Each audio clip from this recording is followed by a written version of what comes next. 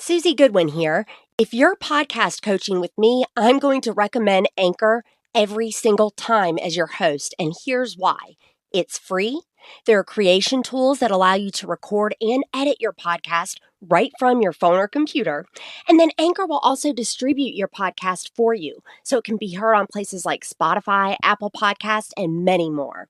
You guys, you can make money from your podcast with no minimum listenership, and it quite literally has everything you need to become a podcaster right in one place. Download the free Anchor app or go to anchor.fm to get started.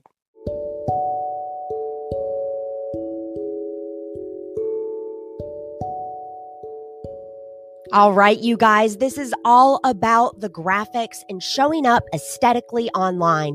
I'm so excited in this second episode of the 5th album of Serve Then Sell to talk to Tara Cochran with Olive Fox Design. You guys, she's going to talk to us about the basics of colors, fonts, image types, and give us some basic takeaways for how we can show up beautifully online. Without further ado, let's talk to Tara.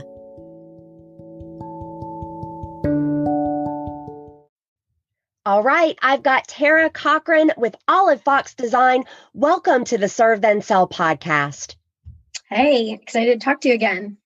We are talking about graphics today, and I can't wait to learn from you, Tara. Thanks.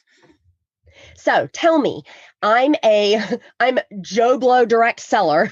What bare minimum knowledge do I need? Talk to me, Tara, like I have never been on the internet machine before. Yeah, so I think the very first thing is just making sure that you have a consistent message throughout everything that you're putting out there. And in order to do that, you kind of have to back up a little bit and get really clear on who you're talking to, your values that you want to portray and put out there as a brand, and really take that step away from that item that you're selling and really pushing that and thinking more about it from what your brand can give to your ideal client. I'm so glad that you mentioned that because, oftentimes direct sellers will join a company and they don't realize that what they put out there doesn't necessarily need to completely reflect the company's, for example, social media or branding. You get to have your own personal brand, and then that company is included within it. So what I hear you saying is we can use different fonts or colors or images. Yes, exactly. And I think that that's one thing that you really excel at with your other brand. Run Lift Mom is your personal brand, and then you have multiple sub brands underneath basically that you help sell. So if you ever need to pivot away from any one of those direct sales companies, you have that ability to do so because people are going to be attracted to Run Lift Mom and not necessarily that one product that you're selling at the moment. I know the listener is hearing this and thinking, lady, there is no way I would ever leave my direct sales brand. And we're not saying that you're going to leave necessarily, guys, but you do broaden your options if you've got your own personal brand. Using myself as an example, I remember, Tara, when you and I first met, it was just Zaya Active under what was then even a different name umbrella. Now I have a number of affiliate partnerships that I work with, and I'm able to fluidly kind of switch back and forth because I branded myself and not the product that I sell in the direct sales world. Exactly. And I think that that's such a key thing to remember. And there is a lot of noise in direct sales. I'm sure that your listeners, that's not going to be a surprise to them. And this is a great way to help you stand out too, so that you're not just sharing the same product that everyone else is sharing. You're bringing your own unique perspective and your unique messaging alongside those products. Talk to us a little bit about colors and fonts, just some basic rules that we can go by as we're exploring this whole new world. So I'm going to have to be that person and put the caveat on here that color theory is a very huge field of study within design. And there's a lot of nuances, But there are some quick things that your listeners can do right off the bat, and you don't need to have a full design background. So color in itself is very personal, but there's a bunch of color theory and psychology generalizations. So things like individual colors, like purple in itself has if you're looking at a deeper purple, it's strength and quality and mystery, or lavender can be more of a calmer or grace and femininity. And I actually have a handout for your listeners that will go through all of those generalizations so that when they're thinking about making those colors, they think back to their own brand values and then connect that with the colors. So really everything, again, is rooted in that strategy of who you want to talk to and what messaging you want to put out there. And then you're matching that with color psychology. That is perfect. I've heard this before, like where blue colors are calming, or I've heard like McDonald's red and yellow makes you want to eat. Is that what you're talking about? Yes, exactly. So there's a whole study of what color will mean and evoke for different people. And everybody's very different, and they're going to have different reactions depending on it. But generally, there is this whole study that shows exactly that, like eating on a red plate will make you more hungry. So there's matching that you can do between your brand values and the colors that you're putting out there. Perfect. Talk to me a little bit about fonts.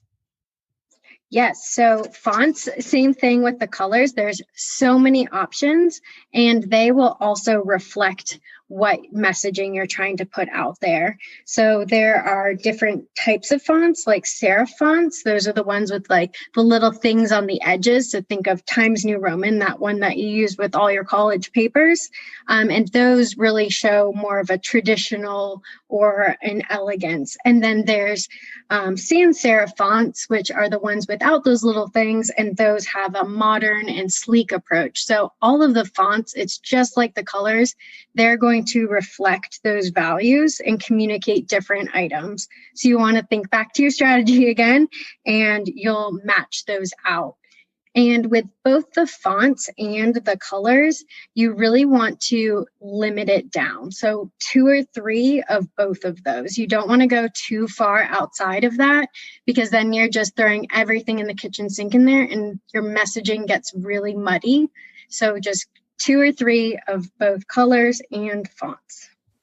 I love that advice. I'll remind the listener that we have got show notes for this conversation. Guys, you're just going to go to Tara.servethenSell.com. You're going to see a treasure trove of all of these things, to include the links that Tara is referencing. And we'll even give you an example there of serif versus sans serif if you can't quite visualize it.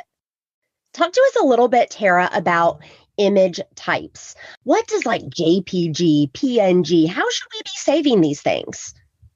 Yeah, so the different file types are all about the compression. And I know that that's getting into this computer language world, but the easy way for you to think about it is a JPEG is going to be a smaller file. And the internet likes smaller files because they load quicker. So a JPEG is going to be great for photographs.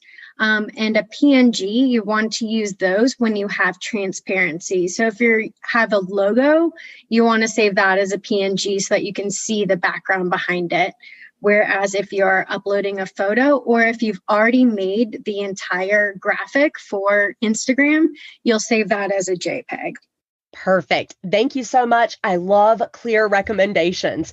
Awesome. This is basics knowledge. But Tara, do you have any tools that you love for maybe a beginning to moderate direct seller? Yeah, so definitely Canva is great. It has a lot of templates that you can use. And once you have the fonts that you want to use for your brand and your colors, you can just pop those into Canva, and you can use their templates but customize them, so you're saving yourself a bit of time there.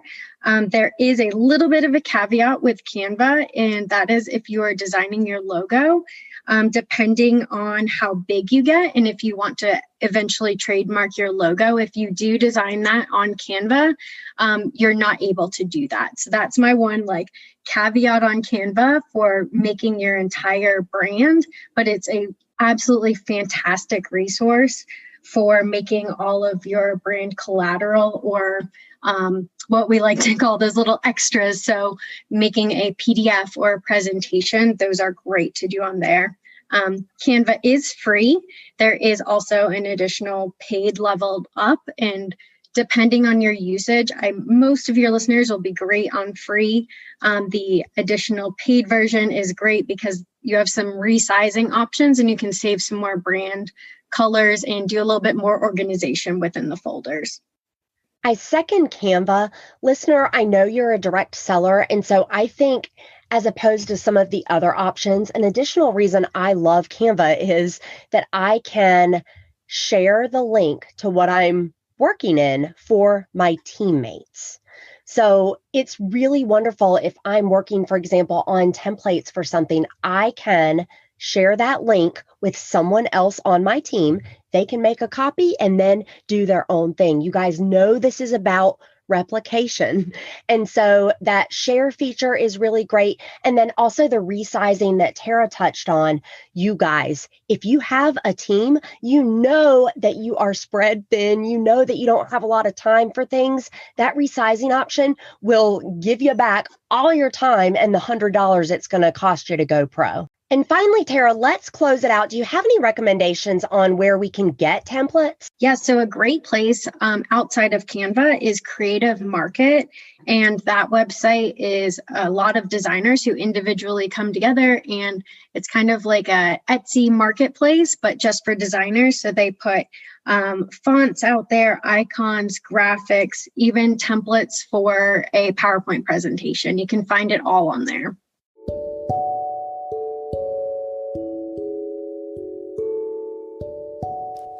Thank you so much for listening to this episode in the album with Tara Cochran from Olive Fox Design. You can find complete show notes with details on everything that we're talking about at tara.servethenSell.com. That's Tara, TARA.servethenSell.com. And don't forget to pass this on to a friend that you have in network marketing or direct sales.